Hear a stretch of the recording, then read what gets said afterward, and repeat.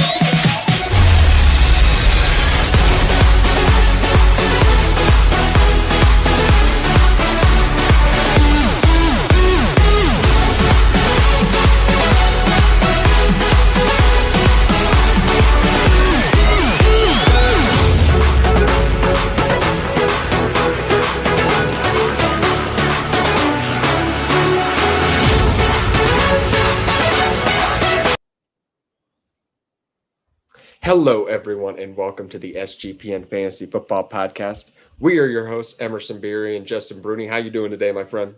Doing very well. Happy Sunday. We don't have football back yet, but, we're waking up early. We're getting ready to talk some ball, practically our religion at this point, no? Yes, only us talks about this every week, almost daily, all off season long, and we are still months away from the start of the season, but actually, it's right around the corner, less than 3 months away. So, and, training camp next month, preseason football right after that. So lots of news to be talking about very shortly. But today we are talking about the most polarizing position in fantasy football. That is the tight end position, the one that everyone hates. So, this is that fantasy diehards podcast, because that tight end is not the sexy position. What do we have our rankings are, the top 6 is fairly consensus, except you leave one kind of right out of there, and we'll get into that. But, lots of change up at the end there. It's some big differences. So, you expect some, you think is this finally going to be the year that we see the tight end landscape change a little bit? Are we going to see a few more contributors at the position, you think?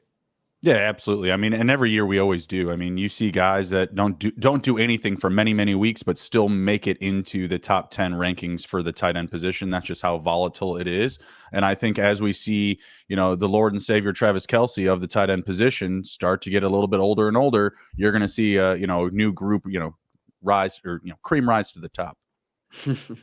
Yeah, every year we talk ourselves into this is going to be the year of the tight end. Finally, it's going to change. I expect it to be more of the same myself. So then that's why we have some guys who, we were surprised to see guys in the top 12 in both of our rankings. We were like, man, you have that guy in the top 12, or, we were both saying that to each other. So should be some very interesting takeaways. However, with the first one here, it is Kyle Pitts at number 1. And that is the consensus pick here. Why, there's a lot of people starting to panic on Kyle Pitts now, especially with the addition of Bijan Robinson. What are your thoughts? Why do you still have him as the tight end 1 in Dynasty Fantasy Football? Well, he's 22 years old. And he had a fantastic rookie season. I think that we still would have saw a more productive year 2 out of him had he not been injured. Obviously, Marcus Mariota in year 2 was a downgrade for him. I think that Desmond Ridder is going to come back, and he's going to be able to give him, some pulse, give him some life to his game. He was someone who was just constantly missed downfield, and he is someone that's used not at a low ADOT, but at a higher ADOT because of his size, his speed, and his skill. He's been considered a wide receiver hybrid. And again, he's 22 years old. Like, you're looking at Travis Kelce, who's 33. Kyle Pitts could be the next dominator at this position. He had 68 receptions as a rookie. He finished as, tight end 6. Like, there's really not that much to dislike from his rookie season. Obviously, like I said, he did get hurt last year, but I think Bijan just, rises the levels in Atlanta a little bit. He's going to help them have a safer floor because this team's going to have a reliable pulse on the ground.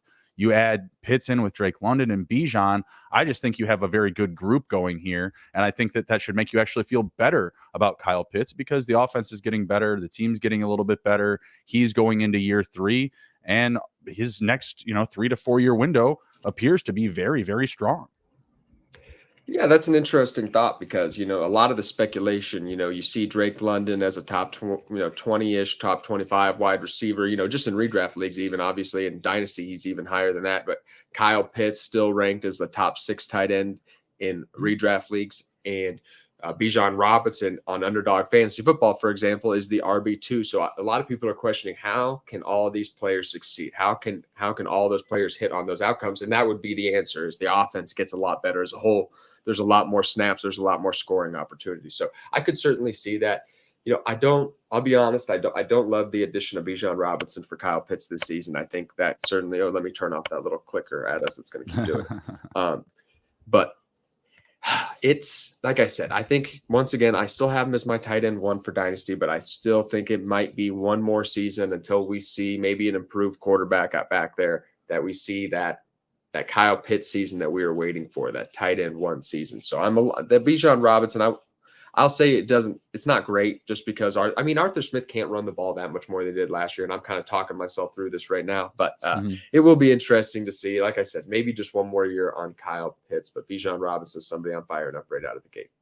Next up is Mark Andrews. He is also my tight end too. And it's purely because of age and what we've seen. Obviously last year was a bit disappointing. How do you see him, develop, the chemistry with Lamar Jackson? How do you see that factoring in with Odell Beckham Jr., Zay Flowers, and Rashad Bateman back there? Do you see him still being the top target in this offense? The top target in this offense. So that played in with his age and his past production lands Mark Andrews at my number 2 spot as well. He has the strongest connection with the quarterback. He is the best pass catcher on the team. Again, this is a situation where I feel like the other talent around him is actually going to help him. So adding Zay Flowers, adding Odell Beckham Jr., you're not going to be able to put as much priority on Mark Andrews in the middle of the field, and also when he's breaking down the seam. This is a guy that, catches passes everywhere, low, high, A dot, and he's just a human vacuum. He just secures everything. He has a huge wingspan and catch radius. Like, it's very hard to miss him. Even Lamar Jackson, it's very hard to miss him, especially in the end zone. So I'm all about Mark Andrews. He's 27 in comparison, about 6 years younger than Travis Kelce.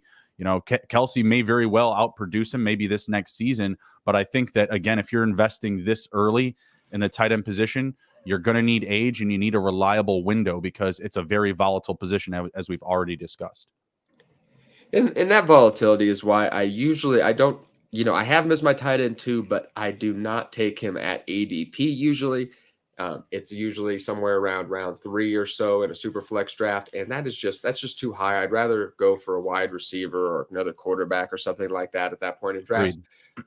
We just see Mark, even he was going really high in startups last season, and we saw at him kind of that production plummet after those first 5 weeks when he wasn't getting double-digit targets. The offense kind of fell apart a little bit with Lamar Jackson at the top there, just wasn't getting it done as a passer at the time. But who can blame him? You know what I mean? Who he had at wide receiver after Rashad Bateman went out. So hopefully the offense is improved this season. But I think that's what you'll have to see is Lamar Jackson to take a step forward as a passer, for Mark Andrews to be that significant, consistent difference maker, like closer. Maybe he's never going to be Travis Kelce, but closer to that tier, because he's right now, I have him a lot closer to, well, at least especially in redraft leagues. I mean, he's much closer to the pack than Travis Kelce. You know what I mean? It's absolutely. But he also fits the strong mold of winning now, age and window for the next 3 to 4 seasons potentially, and then just overall skill and pass production. I think it's a perfect storm to get him into this top 3.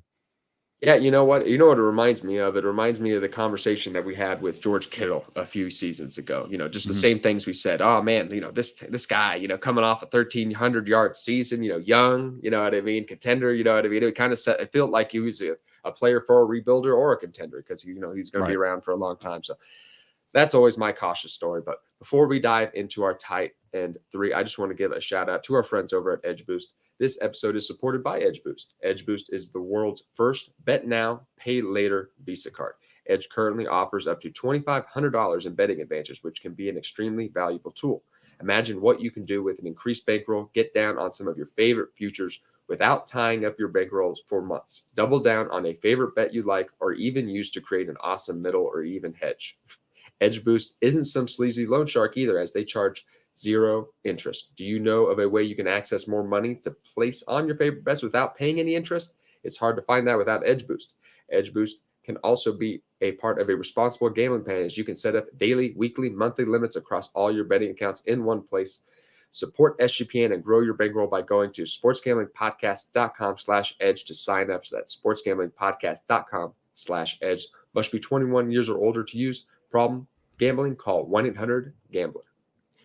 Okay, diving into our tight end 3 here. That is T.J. Hockenson. I'm riding Travis Kelce in a couple years of production, but you have him back at 5, so that drove up T.J. Hockenson to number 3 in our rankings here. And I can't fault you too much for it. I mean, he really did seize a strong target share in Minnesota last year. The offense is going to be projected to be one of the most pass-heavy offenses in the league. You could definitely see a path where Hockenson can get 110, 120 targets. It doesn't require that monster of a target share to even do that. So TJ Hockenson has that age attractiveness. Just one of those guys, once again, who it's a little tough for me to buy in with a lot of these young tight ends. It's just such an inconsistent position. It's a matter of more like I just don't usually take him at ADP in dynasty startups. But why do you like him so much? Well, I think it's very hard not to trust him with the transition to Minnesota.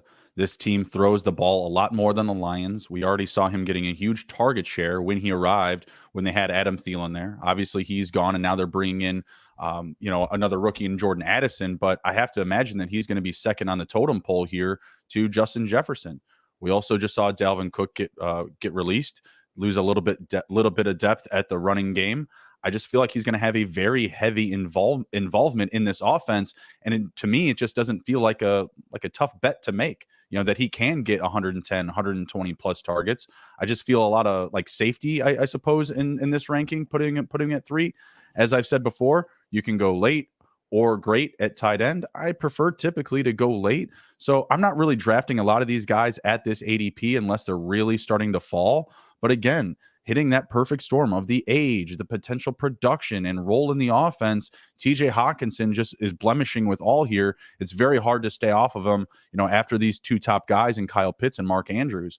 He's certainly someone that I'm just overly banging the drum for this upcoming season and say like best ball formats. But again, at the age of 25, his size and his frame at, 6'5", about 250, like he's going to get used a lot in this offense.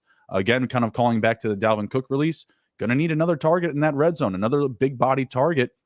I'm liking what he can potentially do this year. I would go as far to say as double-digit receiving touchdowns as well.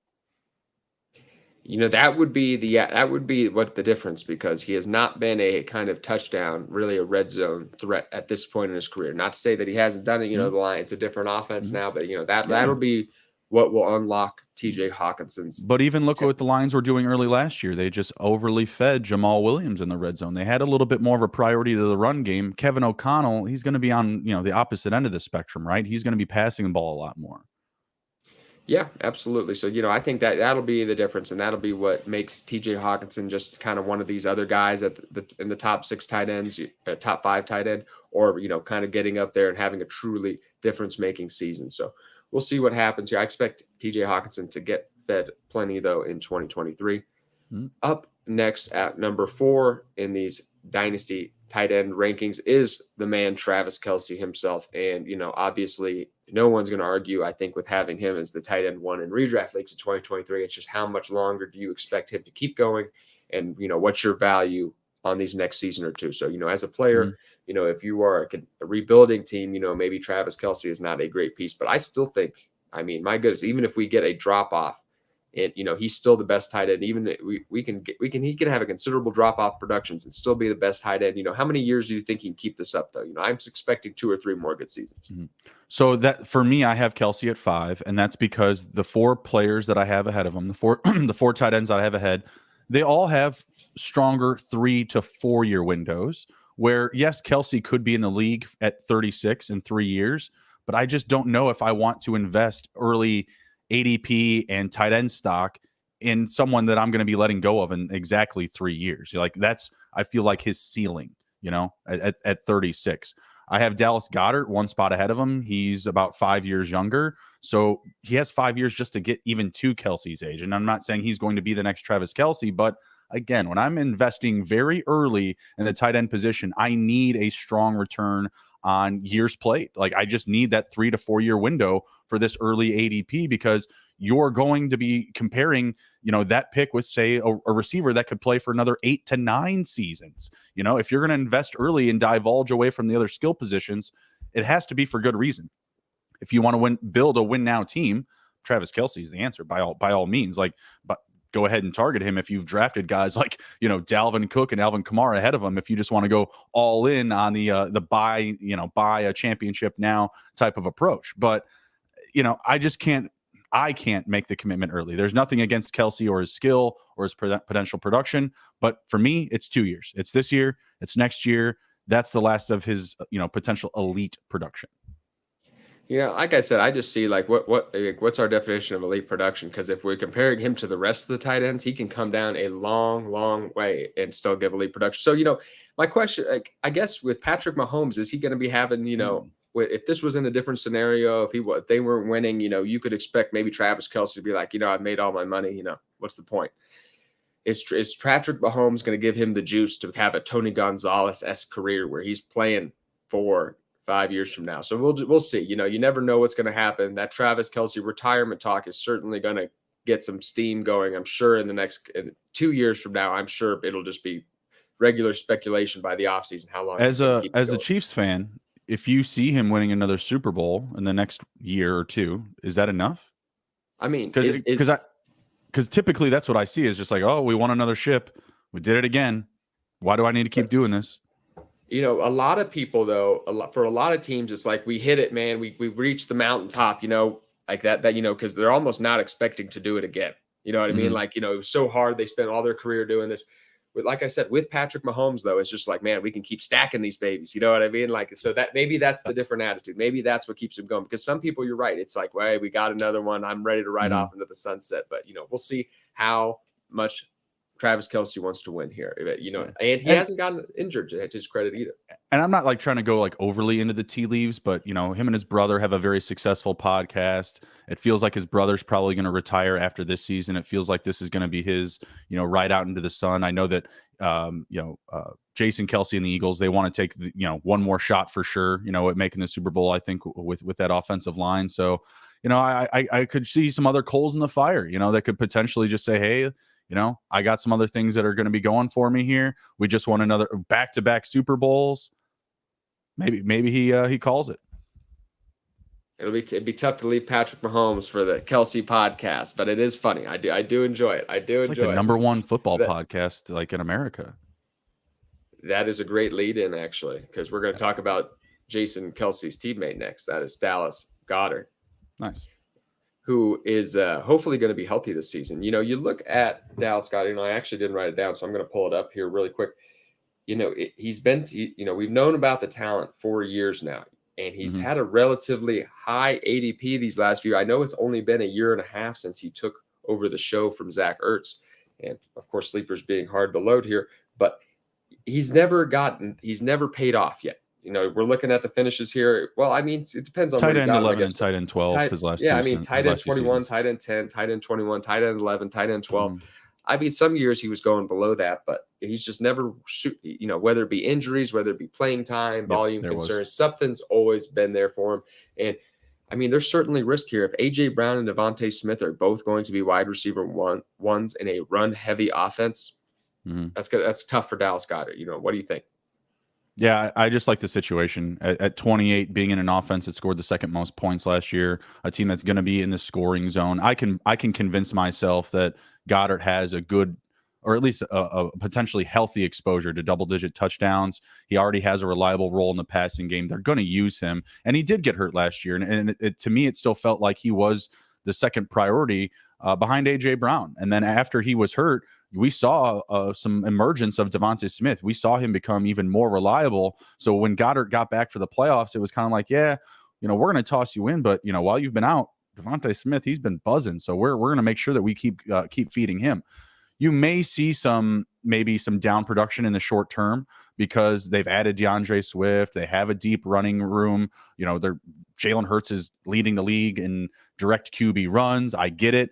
But I just have to imagine that because they are going to be scoring so many points, they're going to be in the red zone, in the scoring zone so often, I can convince myself, again, if I am committing to a early tight end, I can get in on Dallas Goedert as top 5. I have him at 4. I will take him over Kelce again because I can see him having a stronger 3 to 4 year window. Again, if you want to win now, I have no problem going Kelce. You can take Kelce all the way up to 2 if you want off the board in your dynasty startups.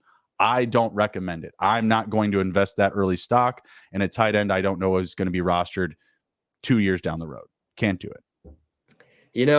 I've always, I've had that mindset for a long time, but, over the years I found it's just like at some point, how much in the future are you valuing? Like maybe, it depends on how long Travis Kelce goes. And, could he retire in the next 2 or 3 seasons, because Rob Gronkowski retired at 30, so it certainly could happen. But it's literally, I think, going to take Travis Kelce retiring for Dallas Goedert to hit touch his production in the next 3 or 4 years. You know what I mean? That's what it'll take, because Travis Kelce is just so much better than Dallas Goedert. Right today, that it's hard for me to jump on board. Obviously, if you're in a complete rebuild, this comes into the part where in a dynasty draft where if I'm in a complete rebuild, I'm just going to avoid both. Because I just avoid the tight end position in general. But we have to early tight end. I do not recommend it in your startups. I just don't like their ADP, especially if you're in a super flex league. Now, if you're playing in, I've given this example to you before. If you're playing in a 10-team league, by all means, go ahead, take the risk. You're going to be able to make up the value. That's the only share that I have of Travis Kelce in Dynasty is in a 10-team league. And if I told you the roster, you'd say, that's a win now roster, Justin. Very good job. But in 3 to 4 years, this team won't be as good as you think it is. And it's okay to go either direction. But in Dynasty, the core of value is based on youth and longevity, right? That's what we're talking about. And I don't want to try to divert from like a redraft to a dynasty conversation. But Travis Kelce, yes, is a dominator and should be valued well ahead of these guys in the short term of this season. But Dynasty isn't just this year. You're looking at the potential outcomes, right? The high range of outcomes, low range of outcomes.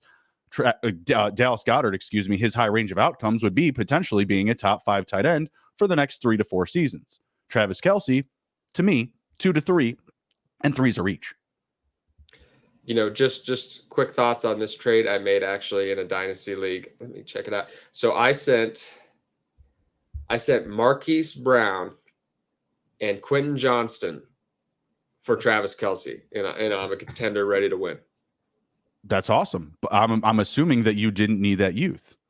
Yeah, I have plenty of wide receivers. I've stacked young wide receiver talent on the whole team. Yeah, so there you go, and that's another point to be made here about not attacking early tight end. You're going to be able to make up for it like this, like by swapping out skill position players that other owners are high on, other members in your league are going to be a little bit more, attracted to. I wouldn't do that trade. I wouldn't give up Travis Kelce in that situation unless I was really needing that rebuild. So I had to jump on that as a contender, even if it is just for 2 more seasons. But before we dive into our tight end 6 here, I just want to tell you about our friends over at Underdog Fantasy, which is, if you've listened to me and Justin before, we absolutely love Underdog Fantasy. And Best Ball Mania 4 is here, which is their big contest ever. It's giving away $15 million in prizes, plus plenty of ways to win NBA, NHL, and MLB with their player prop parlays. Head over to UnderdogFantasy.com and use promo code SGPN for a 100% deposit bonus up to $100. That's UnderdogFantasy.com, promo code SGPN. And of course, Justin, as you know, I've been doing a lot of underdog drafts because the puppy is out. I love my $5 drafts, Justin. I love them. I'm not a ball. Justin over here does tons and tons of these Best Ball Mania drafts at $25 a pop. Yeah, cue the DMX dog bark. I'll be sleeping on the streets if I keep doing those. So I might be too, at least until February. It's a lot of money to lock up for that long, but I'm hoping one of these days it pays off. We'll see. What I did really well in last year was the resurrection drafts. The NFL playoff drafts is where I killed it. Just the playoff challenges and stuff. So hopefully make a little bankroll again this season. But I've done, I think, 100% more than I did last year, 200%. I don't know. 1,000%. I did 7 last year. I've done like 75 now. So God, however dang. that math works. You got a long way to go Believing in toward myself, maxing. Emerson. I'm investing in myself. I don't know what to tell you. I mean, 401ks be damned. This is the real investment strategies right here that we talk about on this show. Yeah, there's just no way to break out of, not having generational wealth until you just get generational wealth. So I wasn't a football player. I'm trying to make my mark. Oh, and you can find that generational wealth on Underdog Fantasy, and then hopefully, after the government takes half of it, there's still plenty of it left. No, I'm going to give it all away as gifts. Hey, there you go. There you go. Next up in these rankings is George Kittle, and you have him significantly even lower than this. And I feel like, so it's a polarizing player. A lot of people, I was just listening to my buddies over at Player Profiler, and I forget which podcast I was actually listening to, but they were selling me on a, bounce back season for George Kittle. He's had developed some chemistry with Brock Purdy at the end of last season. Why do you have him so low? It's really just his production last year was held up by such a strong finish. Do you know that in, was it 3 out of his last 4 games, he had multiple touchdowns? I mean, he finished as tight end 3 and 4 his last 2 seasons. But again, I just feel like it's halted up by production that I don't feel is sustainable. He's also 29 years old. He's used as a blocker pretty heavily in that offense, and he's had issues staying on the field. He's had health issues. So I have him, I think, at do I have him at 7 or 6?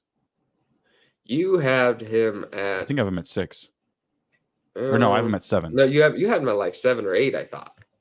No, yeah, I have him at 8. Sorry, I'm getting I thought that. I remember thinking it was so low. I'm getting our consensus list and my list mixed up. So let me get back to my list. So I have players like David Njoku and Dulcich ahead of him. Again, this is just going into the potential 3 to 4 year window. I like Dulcich a little bit more with Sean Payton coming over. We've seen him get unique production out of the tight end position. We've seen young guys flourish with him. Jimmy Graham, the gadget knife, Swiss Army knife that is Taysom Hill. We'll get to him here in a little bit in our discussion. But with Kittle, again, I just don't feel as safe or as confident in his 3 to 4 year window. Pile on the potential injuries, pile on just the production that's been holding up his value that I don't feel is sustainable. And then again, just a team that's going to run the ball a lot. Yeah, he did seem to develop a rapport with Brock Purdy, and I think you and I both believe that he's going to be at least their short-term quarterback here for the next season or two.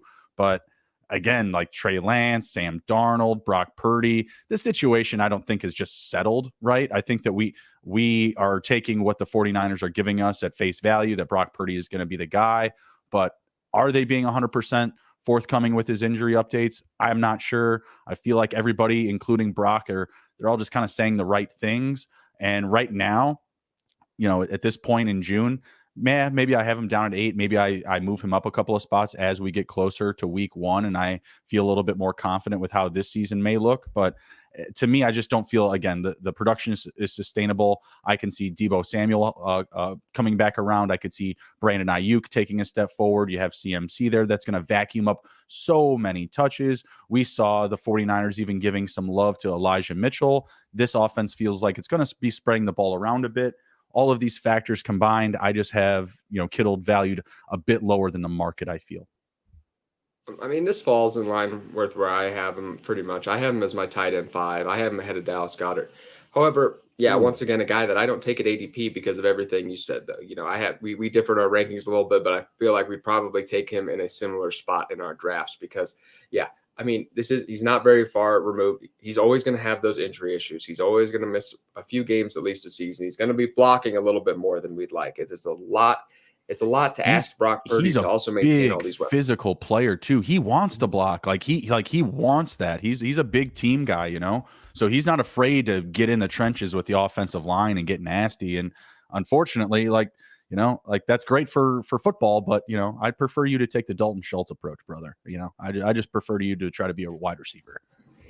Yeah, and that's not what he does. So it's just, and he's never been a consistent red zone threat, even despite that strong finish of touchdowns that he had. Obviously maybe changes with a little bit with Brock Purdy, but he's not somebody I target in my dynasty draft just because he always goes far too early. I think the better way to acquire Kittle is potentially through a solid trade.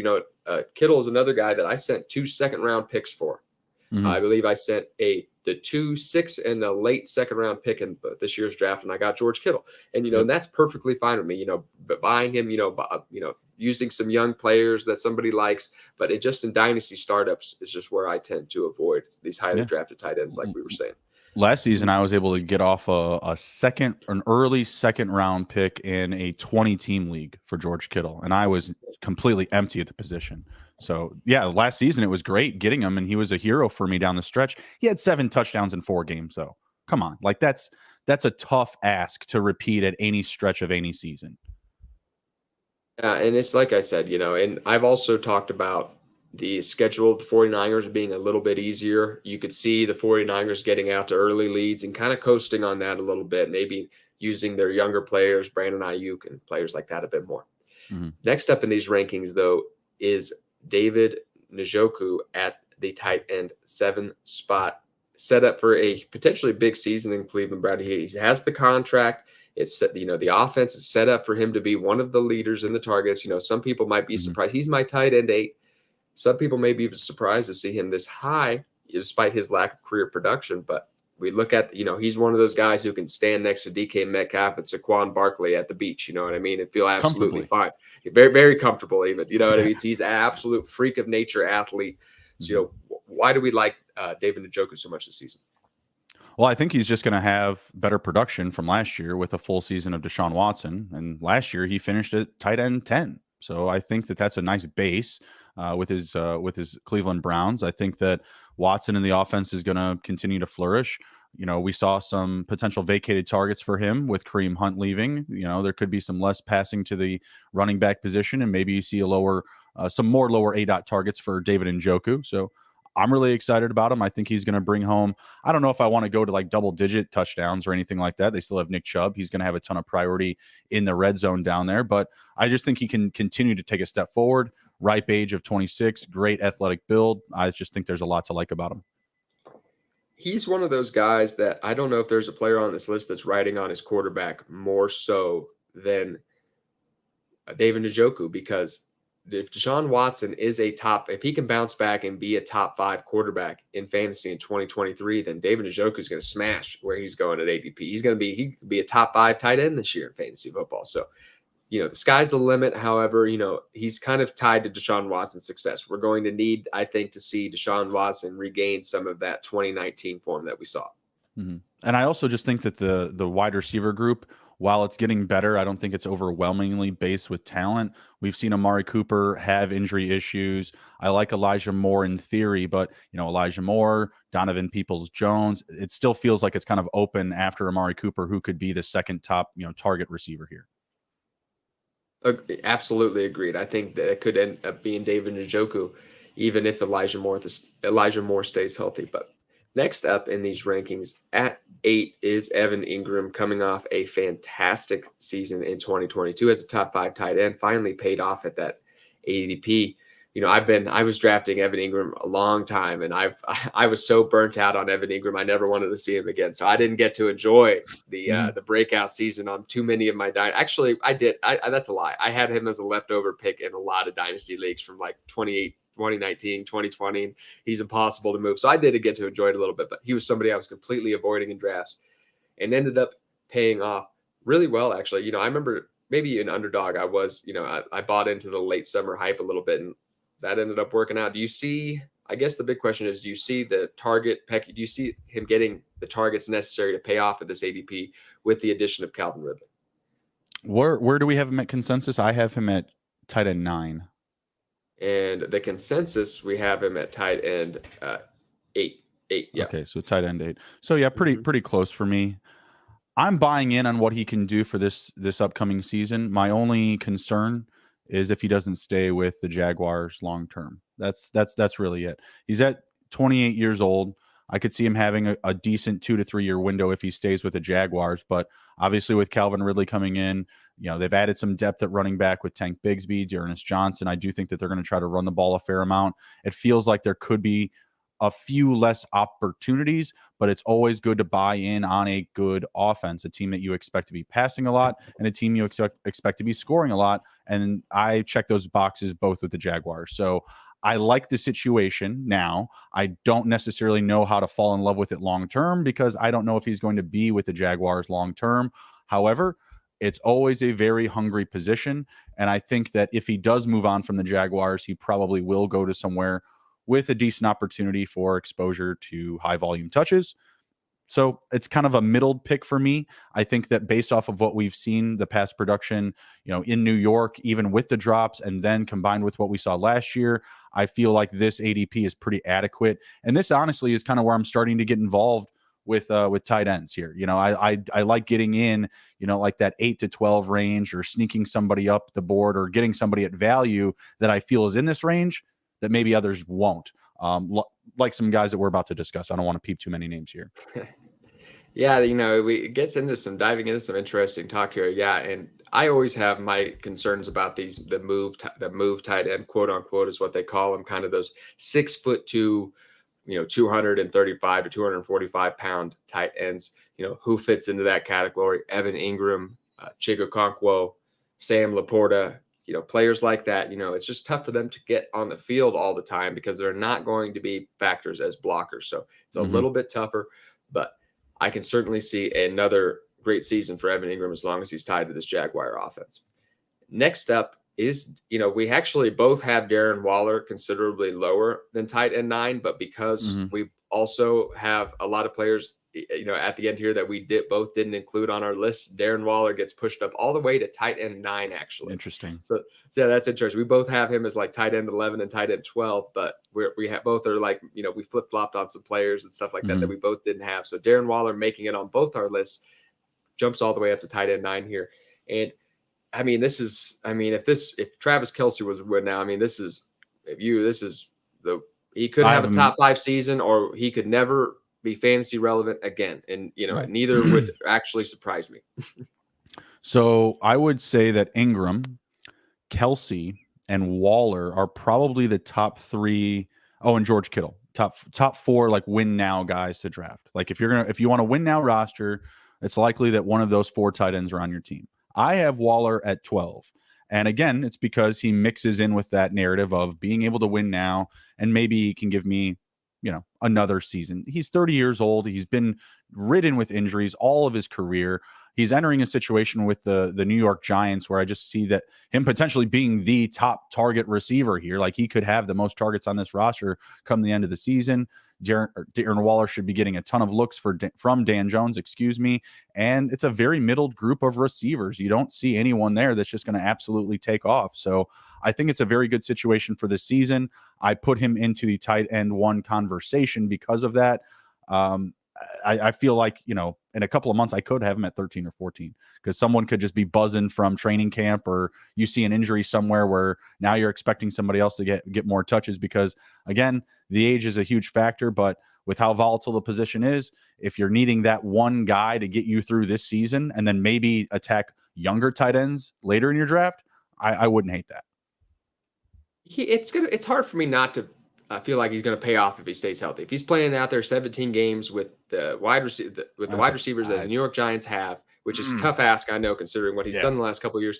Yeah. But, if he's out there for most of the games, 14, 15 games, I think he's certainly going to pay off at his price. That's just the concern. It's hard to expect him to get a full complement. And we got to listen to what we're actually saying, right? We're saying like, oh yeah, he could be the top guy there. He could have a ton of touches. Well, top guys with a lot of touches, they get hit a lot, and he's got to last through all of that. So again, I think he is someone that could potentially bring home great production for you this upcoming season, but we have to be trepidatious about his injury history and how to move forward with him. So honestly, like I would like getting him, letting him boom a few weeks and then hit the market, buddy. Let's go flip you for some picks. The next 3 guys actually up on this list, we each one of us at least had higher than Darren Waller, but like your next guy, you had next up in these rankings is Greg Dulcich. You had him all the way up at tight end 7. Now I'll let you counter me. I'm just a little bit more hesitant. I have him sitting outside of top 12 territory, not very far outside of top 12 territory, but I'm just, a new coaching staff is what I look at. I know Adam Trotman and Albert Akwegbunam. I didn't get it fully. I didn't do enough emphasis. I didn't enunciate it well enough, but both those guys are, they are talented. Could you see a new coaching staff trying to give these guys new life? Greg Dulcich, it's just tough for me to trust these tight ends. I'm leaning on more historically because he did have some nice games with Russell Wilson down the stretch last year. But this offense, I feel like for Jerry Jeudy and Cortland Sutton on the outside, obviously some things are going to have to go right. This Denver offense is going to have to turn around. He's going to have the same love by this new coaching staff. So why are you so confident in Greg Dulcich this season? It appears that they love him. Sean Payton said he could Joker role. Yeah, like I don't know why would you say that? If you don't have at least some interest in getting this guy the ball, like I know they always were lie. Yeah, exactly. The Joker role, is like your Taysom Hills, your Alvin Kamara's, your Reggie Bush. Obviously, Dulcich isn't those guys, so I do think that there's some coach talk there, but I also just tend to believe that he's not going to be brushed aside for somebody else. You know what I mean? Like I don't think that he's just going to be deprioritized. I like Cortland Sutton in theory. I love Jerry Jeudy. They were talking about moving Jerry Jeudy. Cortland Sutton's constantly getting hurt. Tim Patrick is coming back from injury. I'm more worried about him maybe taking away a little bit of production. And they aren't very deep in their running room. Javonte Williams is going to be coming back from injury. I like Samaje Perine, but I could see this team needing to lean on some very safe West Coast passing. And I think Greg Dulcich is going to benefit from that immensely. Just, it's a historical argument for me. I'm leaning against the tight end position. I just hate the year-to-year volatility going from team to team to coaching staff to coaching staff. It's just super tough. So I have, like I said, I have him a bit lower. I certainly see the talent, and it would not surprise me at all. He certainly has this talent to be a top 6, top 7 tight end this year. Wouldn't surprise me, although it also wouldn't surprise me if we see 200 receiving yards. So that, that's just kind of the range of outcomes we look at. So they don't use the tight end at all. I mean, yeah, that's what happens. That's what happens. But 200 yard, maybe. I'd have to go back. I'd have to check in on that, like how if and when the last time just Sean Payton completely abandoned the tight end position. I mean, Jimmy Graham was a while ago, but I know he did have him for a long time. And I don't think he's really prioritized it since then. But Taysom Hill. Do you want to call him a tight end? I mean, I say he's probably. I don't get to decide where they put him on like the 4 depth chart, targets but last he season. is on the depth chart as a tight end. God. I don't know what to tell you. He literally had like less than he had.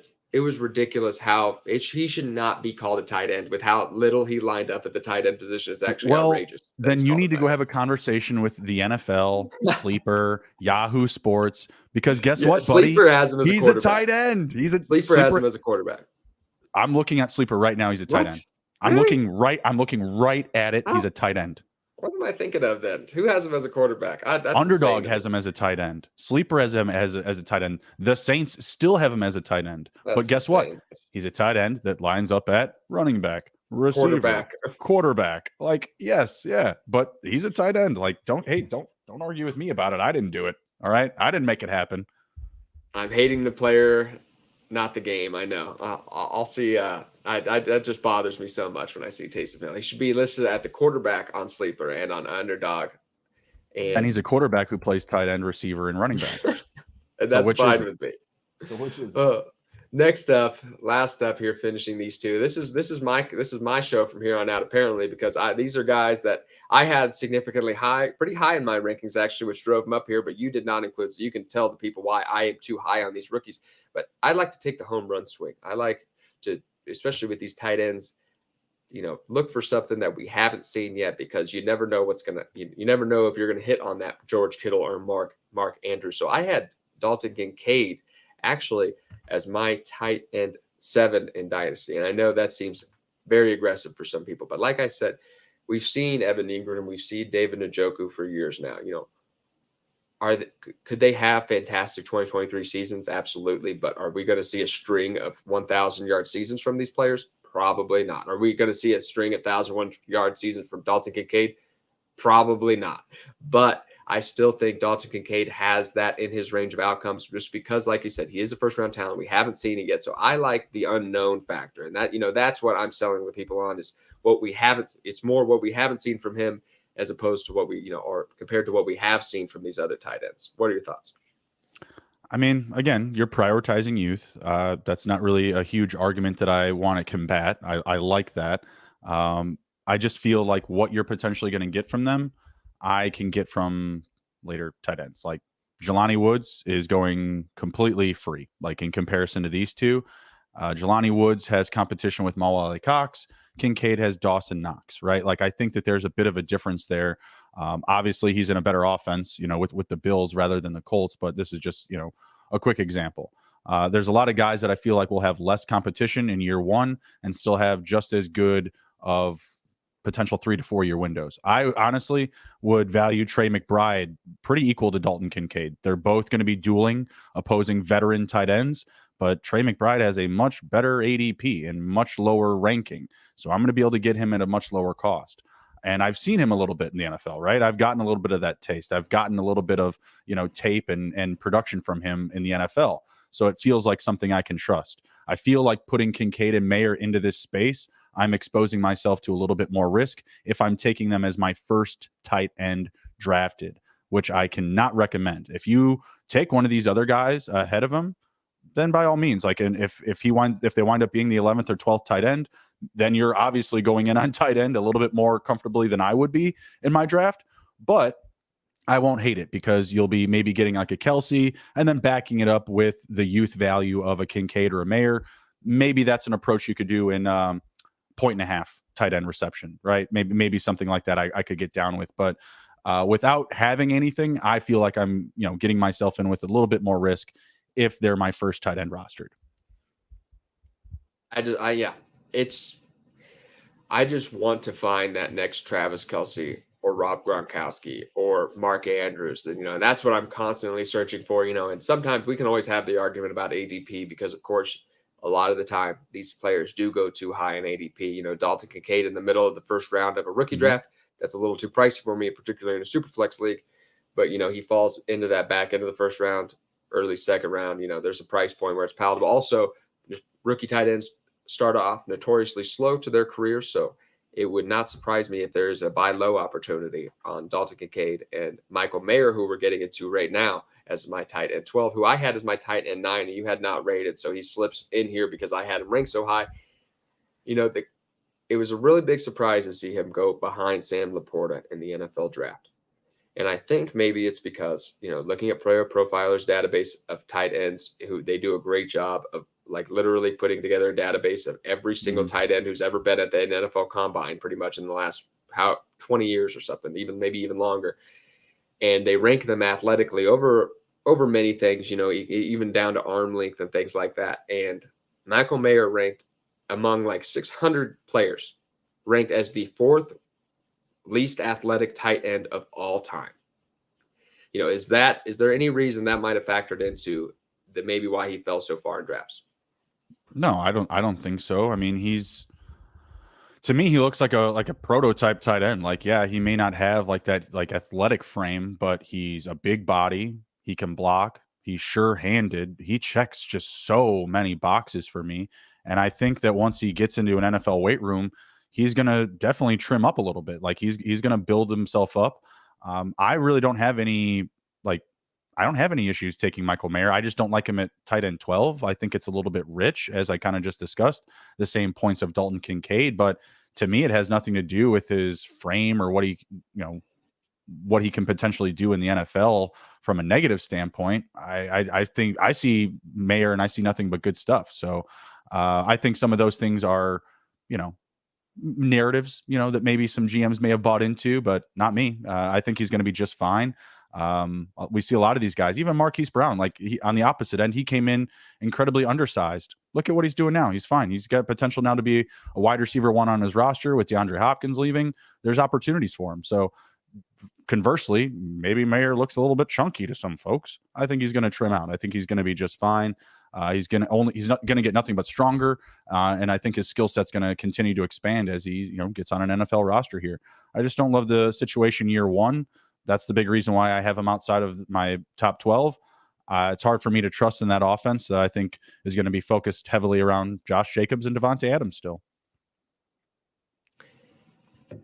It's really, you look at that production in college is what really makes Michael Mayer attractive. You see over 800 yards receiving, like two straight seasons, over 30% target share last year.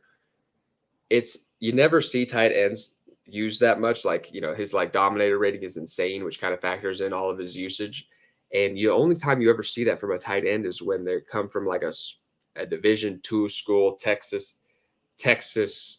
Tech, University of Southern Methodist, you know what I mean? Somewhere around there. So it's very, I like Michael Mayer. And the question I wanted to ask you though, so for the players that you might, and I was trying to pull up your rankings here, I know you have Chig Okonkwo in the top 12 here. And Dalton Schultz. And Dalton Schultz. Somebody even like Chig Okonkwo who had, what did he have? How many receiving yards did he have last year? Maybe 200? Somewhere around there. He had more than that. He had a very good strong to last season. He had 450. 450, way more than I thought. Okay, so 450. Even so, Michael Mayer is that what it's going to maybe take for you to just have next year? If you see a couple flashes, maybe like we saw Chig last year, you see some big flashes. Just a couple games here and there. Is that all it would take for you to have these guys right up there in these top 12 next year? If we're sitting here. Yeah, I think that's the case. I mean, the typical MO is that rookie tight ends really don't do much. Kyle Pitts was the exception to the rule here. So buying in at Chig coming into his sophomore season, having that acclimation to the league, getting that NFL strength, kind of how I was comparing to Michael Mayer. Yeah, I think it's a much better situation. And also just like Chig now, versus Michael Mayer, he's just in a better situation. Who's supposed to catch the ball in Tennessee, right? And he's a second-year player. He's taking a step forward and had a strong finish to last season. And that's why I have him hiked up so much. Didn't really boom at any point. He wound up having, 3 total touchdowns, finished his tight end 25. I like the opportunity. I like his athleticism. I think he's going to be a part of what they're doing this year. They did not invest at the tight end position whatsoever. It seems like he's going to be clearing away the starter for them. My big concern is he's one of those move tight ends I was talking about earlier. I don't like the 6'2" to 3 to 238 to 200. Depending on where he's listed, 238 to 245 pounds. That is very small. You could see some work. If he's getting a lot of work, we were talking about that's a lot of tackles for a small body. Not going to be asked to be used as a blocker really either. So that's why Chig fell out of my top 12. But he's not very far behind either. And Michael Mayer. Dalton Kincaid, a lot bigger bodied guys. So we'll wrap up here. Is there any big omission? Why big hate on Pat Freiermuth? I'm actually down on Pat Freiermuth too, according to ADP. I have him at tight end 10. Why did you leave him completely off your list? I like Dalton Schultz and Okonkwo a little bit more, and I do see there being some potential for Freiermuth with the vacated targets of Chase Claypool. But I feel like that team is going to run the ball a lot. They had a lot of success when running the ball, and we saw that little bit of a dip from Freiermuth's rookie season to his sophomore season with the retirement of Ben Roethlisberger. When the offense was very trigger happy, Freiermuth was excellent, but it doesn't feel like that scheme is coming back. It feels like they're going to put the ball on the ground, and then when they're not, they have 2 very reliable receivers in Deontay Johnson and George Pickens. It just feels like he's a little bit lower in the pecking order. I would have him at 13. And I can't fault you there. The upside I just don't think is there. And he's not a great athlete. It's just he's a volume play in an offense where he might not get volume with Deontay Johnson, George Pickens, Najee Harris maybe getting a few more targets this year too. So the other omission was Dalton Schultz, and I feel like there is very high potential that he is at minimum second in the team in targets this upcoming season. I was trying to avoid talking about him because I think he's such a mediocre player. Ouch. I just don't think he brings much to the table. I just think Dak Prescott loved him, and we'll see. I mean, if it would take John Mechie and Nico Collins being very inadequate, I think, for Dalton Schultz to be the top target in this offense. I think that Nico Collins is adequate based on his size and his frame and what he can provide, but I don't see there being some elite competition behind him. John Mechie is still a year removed from playing. You have Robert Woods, Xavier Hutchinson, Tank Dell. It's a very middled group, and this is someone that they also went out and paid for ripe age of 26, 6'5", a little bit of a bigger size, but we know what he is. He's a receiving tight end. He's not going to be blocking. He's going to line up as a slot tight end. Last season, he had 89 targets, 104 the year before. They went out and paid him. I just have to imagine that they did so because he's going to be involved in aiding and guiding a young QB in CJ Stroud. I feel like there's a lot to like about his situation this year. Like they hardly paid him. What was that what was the details on that contract? Hold on. I remember thinking you can pull it up, but going out and paying for somebody is a much different than drafting. Yeah, he signed a 4-year, $3 million. That can't be right. There's no way that's accurate. If that's actually accurate, then the NFL thinks he is terrible. There's no way I'm reading that a 4-year, $3 million contract. That can't be right. No. Oh my God, his salary is $1,500,000. Justin, the NFL thinks this guy sucks. They literally are telling you this guy is a bad football player. $1 million. He's making a little over $1 million this year. The NFL thinks this guy sucks. Well, then he really must like that spot. Because why would he? That's crazy. You know what I mean? I remember thinking it was low. I didn't think it was that low. I remember looking at the contract being like, wow, that's ridiculous low. I didn't think it was that low. I didn't have the number even remotely in my head, but I just knew that he had signed with them. And when you NFL sign in the offseason, you're supposed to make money, man. Poor guy, but we could do a whole nother show about it. Anyway, I just want to tell Justin, it says his market value is 4 years, $60 million. What the hell? He signed for $1 million. Oh my God, that's horrible. He really must like Texas. I guess like the taxes there. He's not getting taxed on that $1 million. Thank God. He can keep all that money. This says 1 year 6. What? We'll have to come back. We'll have to double check that. But anyway, either way, he's not making a lot of money, no matter what. But we'll double check those numbers. But it's your double down play of the day. Anyway, I was gonna say it to the people, but you know me, you're the bigger betting man. What is the edge boost double down play of the day, Justin? Deontay Johnson over 825 receiving yards. He has hit it in 3 straight seasons. The market is absolutely bonkers on this guy. He's also had 144 plus targets in 3 straight seasons. The disrespect just continues, whether it's ADP, whether it's sleeper or underdog, just burying him down the list, or these sports books that are just like completely written off the passing game for the Steelers. I have to imagine Kenny Pickett gets better in year 2. I also took Kenny Pickett over 3,150 passing yards this year. He only needs to add 3 yards per game and play in every game to hit that. So very low thresholds for some, easily hanging fruit in the NFL right now. I like it. I love Deontay Johnson, especially in those underdog drafts. What are we working on SGPN this week, my friend? Everything. We got the IDP, we've got Dynasty, we've got Best Ball. Me and Andrew will be back on the bikes for our last 2 cardio drafts this Thursday and Tuesday, so be sure to check in for that. I took more of a casual bike ride on this last one. We were not as competitive, but I was still smashing some Belgian white, some shock top. So I'll be back on my boomer bike, smashing some beers, doing some cardio. There's drafting bikes, some best ball teams, bikes, beer, and football. That's too much. That's too much for my brain right there. I can't do all that. Well, you gotta get yourself a Galaxy brain, man. Go get you one. Amazon, they'll ship it to you for free. Apparently, I need to start taking these pills that make your brain smarter. Apparently, what was that? What was that show? Alpha Brain, baby.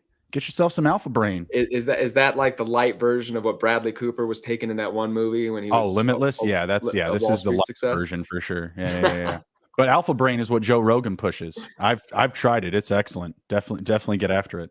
All right. I've seen people talk about it. So, all right. With that, we'll end it up, everybody. Thank you so much for joining us, and have a great rest of your Sunday. Thanks so much. We'll see you.